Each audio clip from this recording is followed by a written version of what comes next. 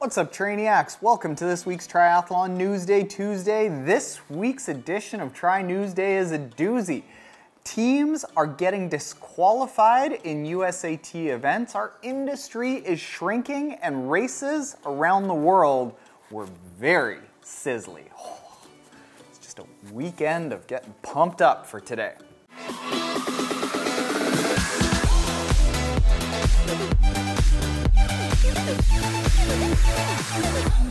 What's up, Trainiacs? Welcome to this week's Triathlon Newsday, where every single Tuesday, as long as I'm not traveling and there actually is news to talk about, we talk about goings-on all around the triathlon world. That was not an issue this week because there was a lot going on. Make sure you stick around to the end. As always, everyone's favorite part of Triathlon Newsday will be shared, and that's a story from the Trainiac community.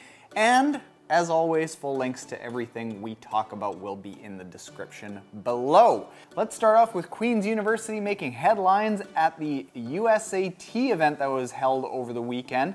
Now, both the men's and the women's team events were won handily by Queen's University. Everything was all tickety-boo. They were going into the awards ceremony when it was revealed that a fellow competitor, I believe, now I'm sure I just read this like literally right before we started recording, but somebody filed a formal complaint stating that somebody from the Queen's University team should be disqualified because they were racing in a tri-suit that had sleeves. The teams were disqualified. However, this is where it gets very interesting. When you start looking at the rules, it's not actually clear that any rules were actually broken, and if they were in fact broken, disqualification isn't necessarily the proper course of action. And if it was so clear that rules were violated, why was the athlete allowed to stand in transition waiting for the tag off from his relay partner for minutes and allowed to do the entire race? And it wasn't until somebody complained afterwards that officials even addressed it. It's like the outcome of the Super Bowl being decided days later when somebody said, oh, what happened on the field there wasn't right. So this is making some serious headlines. Thank you to who sent that to me on Instagram. Industry numbers came out saying that bike sales in numbers were down in the first 2 months of 2019. Sales of the numbers were down, like actual bikes sold were down about 10%, but the dollar volume was up about 4%. So people are buying fewer bikes, but more expensive bikes.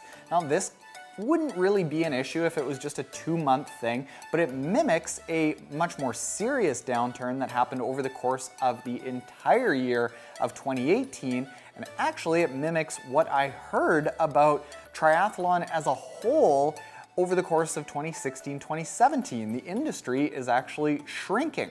Ironman, for example, over the course of 2017, if you were to strip out their massive expansion into Asia, basically worldwide, registrant numbers for Ironman are slightly down, whereas grassroots events, your local triathlons, are just struggling to stay alive.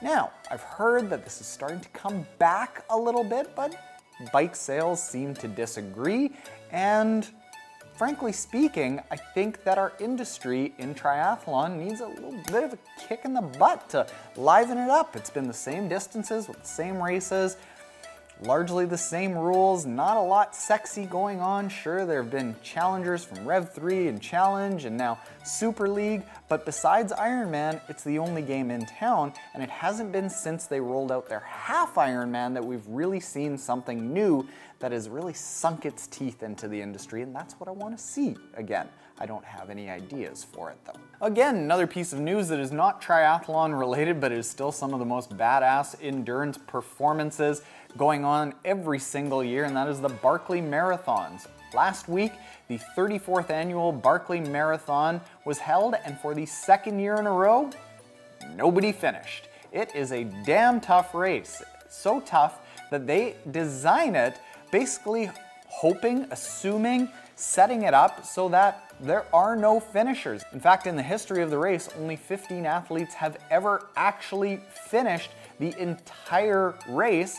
And we have a friend who was on a couple years ago talking about the time that he raced the Barkley. He did just one of, I believe, the 5 required loops and without question packed it in and said, "That's it, I'm done," and was fully proud of his performance. That's how tough it is. As a race director said, this year the mountain won. If you haven't seen the Barkley Marathon documentary, I highly recommend you go check it out. I believe it's available on Netflix all around the world, and you are going to oddly want to do this terrible event. Ironman Racing was really exciting over the course of the weekend. This was the unofficial start to the Ironman calendar with Half Ironman Oceanside and Full Ironman South Africa happening.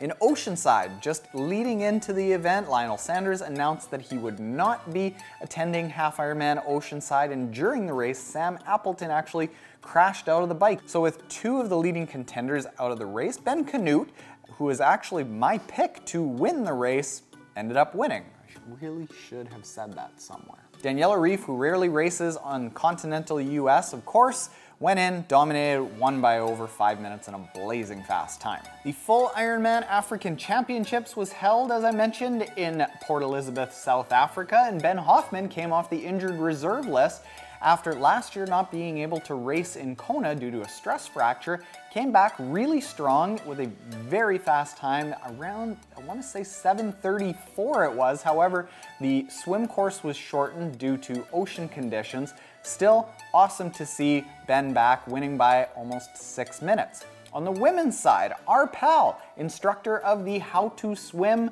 with Lucy Charles and Reese Barkley course at ProTriathlonTraining.com, Lucy Charles won. Very good for her, especially considering that she wasn't able to build up that same lead that she usually does in the swim and get away on the bike, but she was able to show off her new run legs that she's been working on very hard over the winter and raced her way into the run lead, winning by almost 6 minutes. Finally, in Ironman Racing, Half Ironman Galveston occurred, and Andrew Starkowitz proved that you can, in fact, bike for dough and not necessarily have to run for show. He biked his way to a 156 90-kilometer bike split going, get this, you have to go almost 29 miles an hour, 46.5 kilometers an hour for 90K. Now, this is really interesting because second place was Matt Hansen, who is more of a true runner. And to see that back and forth with a swim biker and Andrew Starkowitz just trying to hang on for dear life on the run, meanwhile Matt Hansen is racing him down from in behind, really very cool to see that this time Andrew Starkowitz won.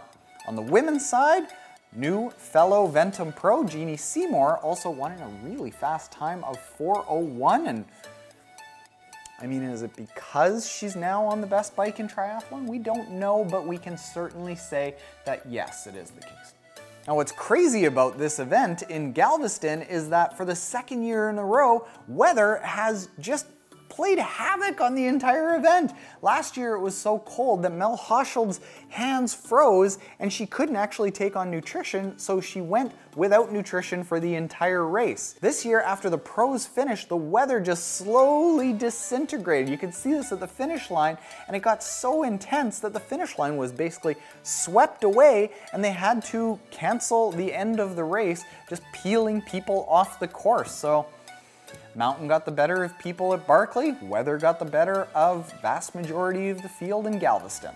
Finally, in race news, Challenge Salou happened in Spain with Peter Hemeryck winning on the men's side, and Judith Vaquera won the women's side, beating Daniela Bleymehl, formerly Samler, and pal who's been on the podcast, Emma Pallant. Speaking of the podcast, we just released an episode with Grant Schofield, author of What the Fat and What the Fast, who is also the coach of Matt Kerr, the athlete who raced a 9:21 for just his third triathlon ever at Full Ironman New Zealand. And he did this after only 10 weeks of a fat adaptation process that Grant led him through. So we kind of talked to him about that with Matt and just the practicalities and differences between keto and low carb and how it applies to different people based on whether they are active, not active, going for health or performance. Good chat with Grant. So now let's get into the Trainiac story of the week. It's a short one, it's a good one, and it goes, my name is David Biddle. In January of 2016, my wife Jackie was diagnosed with something called behavioral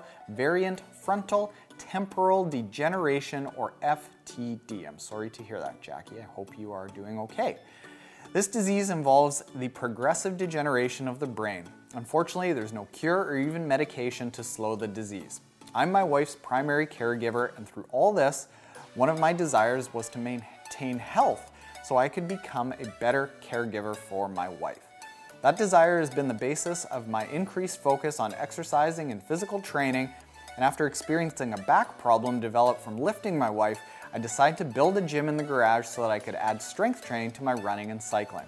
Then, last year, in my research on exercising and physical training, I came across the Ironman races and became fascinated with this challenge.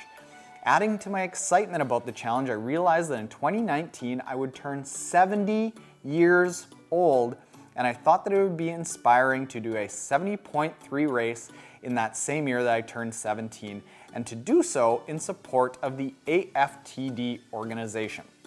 My oldest grandson, Levi, is 19 years old and has decided to race with me in Chattanooga, Tennessee on May 19th, 2019. I'm so excited about this opportunity.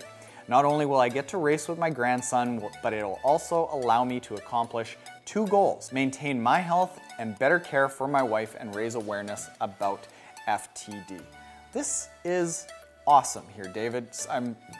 I am pumped for you doing this at 70 years old and doing it when you've got some unfortunate circumstances going on. I wanted to share this because it sends a message that there is no time that you are too old to take up triathlon, and there is no situation where triathlon doesn't just help you, but it helps the family and overall good things if you do it for the right causes and the right reasons. It's a great sport to be in. So thank you for sharing. Everyone else out there, if you want to share your story here, and we love getting these emails. We've only got a few stories left right now. We burned through them at the end of last year, and people weren't sending them in over the holidays, so please send them in now as the season is getting going. Help inspire everyone, keep training. Send them in to Taren@triathlontaren.com, and if you aren't yet subscribed to Triathlon Newsday, make sure you hit the subscribe button below. Fizzy water.